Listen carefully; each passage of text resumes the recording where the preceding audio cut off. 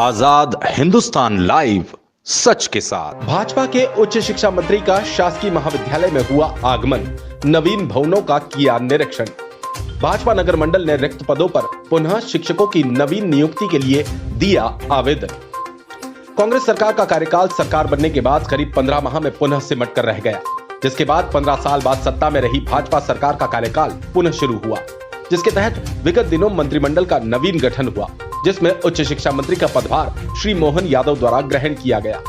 अब नगरीय और शहरी क्षेत्रों में होने वाले आयोजनों में मंत्रियों का आवागमन पुनः शुरू हो चुका है, जिसके तहत शिक्षा मंत्री यादव का आगमन बुधवार दोपहर ओमकारेश्वर रोड स्थित मोरटक्का के राजराजेश्वरी आश्रम पर होने वाले आयोजन में हुआ, जहां आयोजन में शरीक होने के पश्चात अल्प समय के लिए मंत्री यादव बड़वाह स्थित शासकीय महाविद्यालय पहुंचे, जहां भाजपा के पूर्व विधायक हितेंद्र सिंह सोलंकी, पूर्व ग्रामीण मंडल अध्यक्ष जितेंद्र सुराणा सहित अन्य भाजपा नेता और कार्यकर्ताओं ने पुष्पहार से मंत्री का स्वागत किया, जिसके बाद मंत्री द्वारा महाविद्यालय में बने नवीन भवन का निरीक्षण किया गया।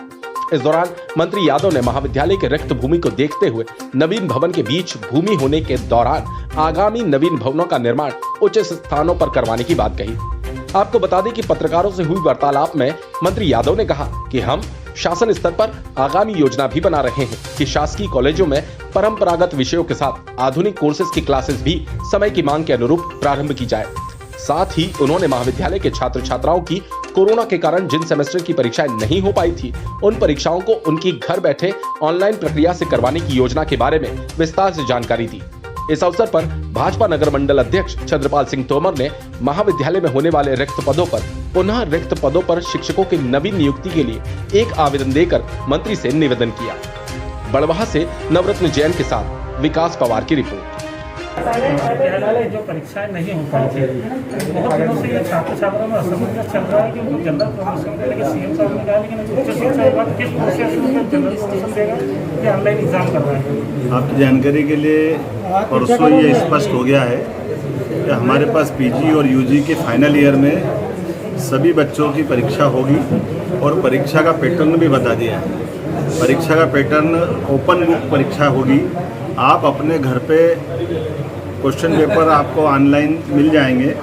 घर से अपनी कॉपी में भर करके आपको नज़दीक के 7000 centre, college plus higher secondary school, ये सब हमने अलाउ किए कि जहाँ नज़दीक का सेंटर है वहाँ वो अपनी कॉपी जमा करा दें। और कॉपी जमा कराने का जो बात का मूल्यांकन है वो तरीका भी बता दिया है। कुल मिलाकर के सितंबर में हम अपनी एग्ज़ाम करा लेंगे, अक्टूबर में रिजल्ट आ जाएंगे और 1 नवंबर से नया सत्र चालू हो जाएगा। और इसमें भी जो हमारे को यूजीसी से गाइडलाइन मिली है कि हम अपने 2 साल के जो बच्चे जिनने परीक्षा फाइनल की दी है, मान लो उसने घर में बैठ के अपनी कॉपी से 100 में से 90 नंबर भी ले आएगा, तो 50-50 के फार्मूले पे हमने इसको मैनेज किया है। 50% वो मार्क्स जो उसको फर्स्ट ईयर सेकेंड ईयर में मिले, उसी एवरेज में 50% मार्क्स, मान लो 90 तो उसके 45 नंबर इसमें प्लस कर देंगे।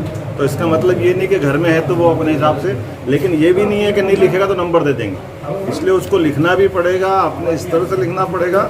लेकिन विश्वविद्यालय किसी भी होनहार विद्यार्थी के साथ अन्याय नहीं होने देगा। उच्च शिक्षा इस बात की ध्यान रखेगा कि मूल्यांकन में 50% का आधार रहेगा और बहुत सहजता के साथ ये परीक्षा होगी।